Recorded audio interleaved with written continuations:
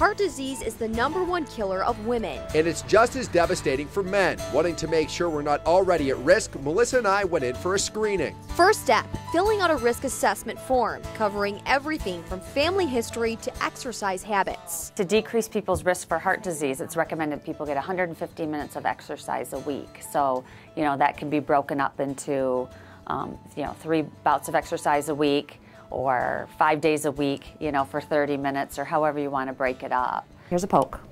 After a quick poke of the finger, Brody and I move on to our cholesterol test. Of course, high levels of bad cholesterol can lead to heart attack or stroke. Another key factor is stress. Doctors say it's important for people to develop a good stress management plan and get rid of bad habits used to cope with stress. Decrease their need to cope with it with unhealthy habits such as, eating the wrong foods, smoking, having a sedentary lifestyle, because often when people are under a lot of stress or depressed, they want to sit more, and not exercise as much. Another common stress reliever is alcohol. Drinking too much can lead to high blood pressure. Another thing physicians check for during your heart screening. One of the effects of alcohol is that it can raise your blood pressure. And high blood pressure is definitely one of the main risk factors for heart disease. Before we wrap up, Melissa and I get a quick check of our pulse and a measurement of our waist circumference. Anything more than 40 inches is over the recommended range. Thankfully, Brody and I were able to stay inside a healthy range